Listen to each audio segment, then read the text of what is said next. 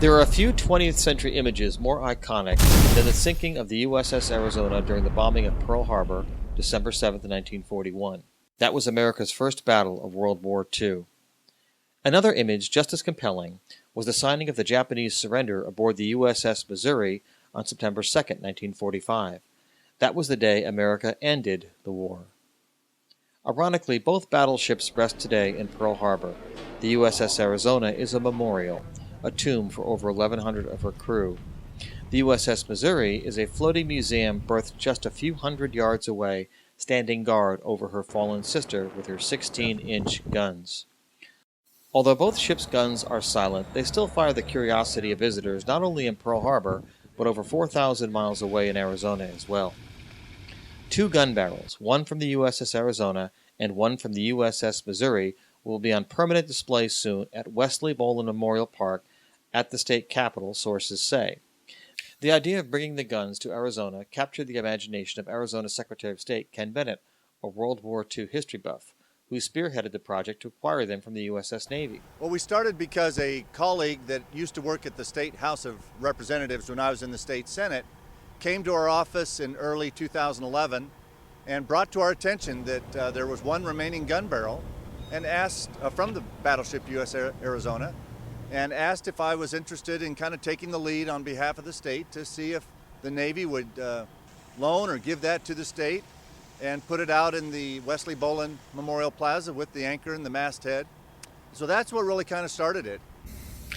The guns, or rifles as they are called, were used to replace worn-out ones that needed to be relined before going back to their ships.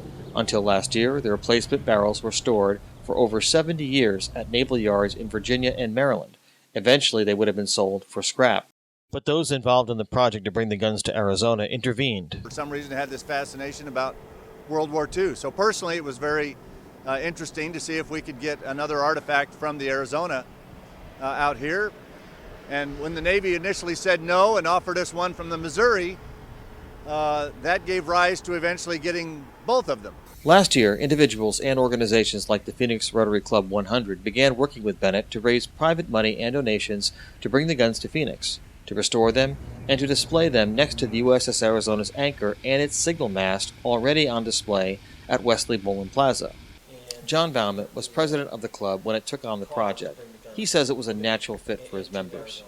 It was brought to our attention that there was no memorial to World War II veterans who served this country at the state capitol. You could find a memorial to virtually any other conflict or many other important matters, but not to the World War II. And that meant a lot to members of our club, the people that served, that were members of Phoenix Rotary and family and friends. And so we decided we wanted to get involved and find a way to build a lasting memorial to salute the fallen. On April 17th, the guns arrived on Burlington Northern and Santa Fe Railroad cars and were offloaded by Marco Crane at Precision Components Incorporated on South 35th Avenue. Their combined weight is 200 tons. It's been a magnificent kind of a collaboration between vendors who have donated services, the crane expense of lifting these things, the transportation of them across the country, you can imagine is very, very expensive. And so a lot of that's been done in kind donation, and then we're taking contributions at the salutethefallen.com.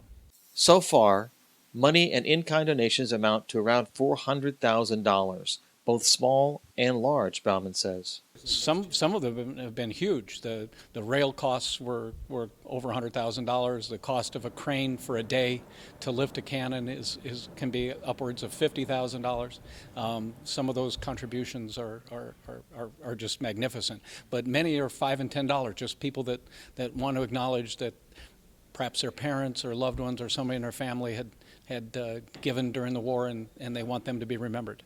Now the push is to get the memorial ready for the guns to be placed before December 7th of this year.